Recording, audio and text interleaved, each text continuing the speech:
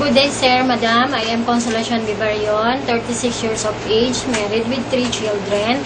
I am a college graduate with a degree of Bachelor of Secondary Education, major in Mathematics. My experience as a housemaid in 2 years, I served to 1 couple and a child.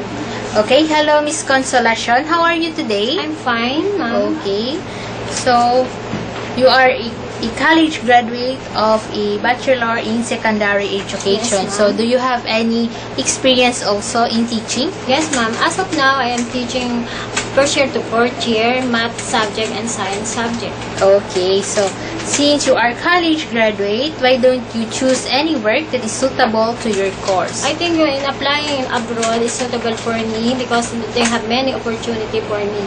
Okay, and why do you choose to work in Hong Kong? I choose Hong Kong because it is my ambition also, and I know that I can earn money to support my family and my kids. Okay, since this is your first time to work abroad, right? Yes, ma'am.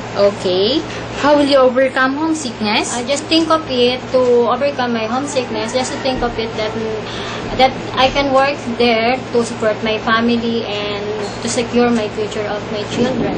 Okay, being a mother and with your experience before, what is the most important thing in taking care of the children? In taking care of the children, as a mother, just make sure that they cannot be hungry, away from harm and dangerous things.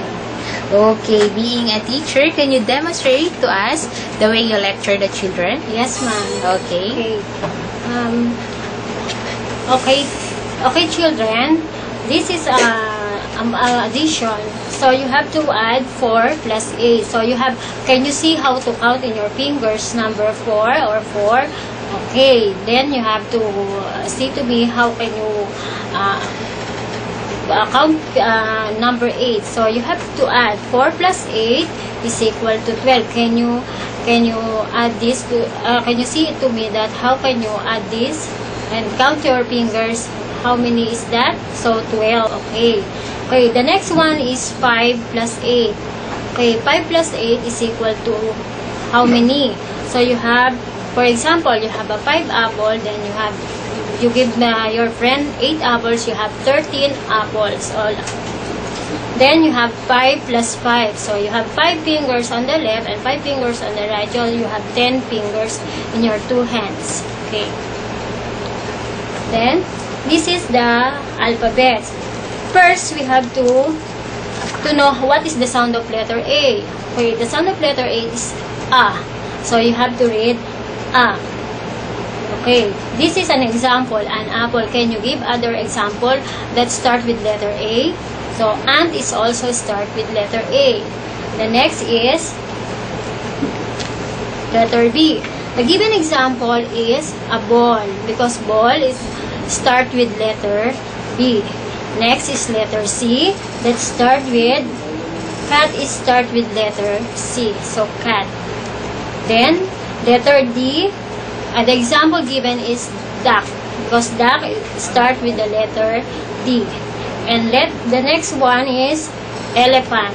And elephant start with the letter E. Okay, thank you very much, Miss Consolacion, for your nice story. Okay, what will you do if the children does not like to do his homework?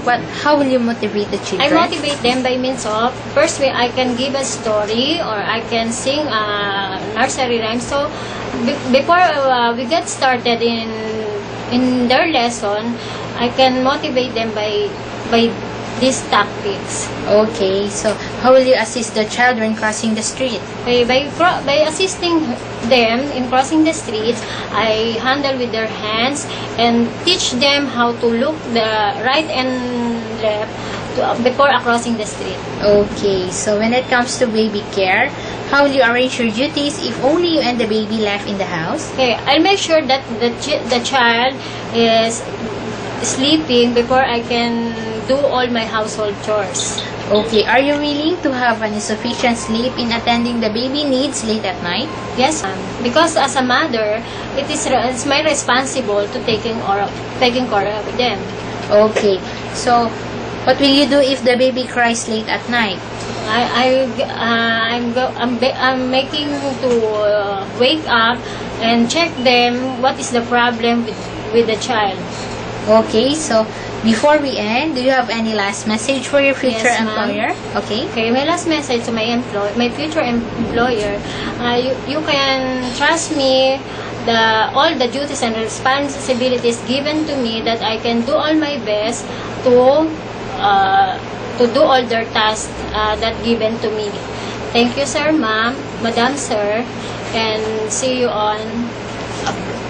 Okay, thank you very much, Miss Consolacion, for your nice message, and hope we can find an employer very soon. Before we end, can you show us your best smile? Okay, and thank you for coming.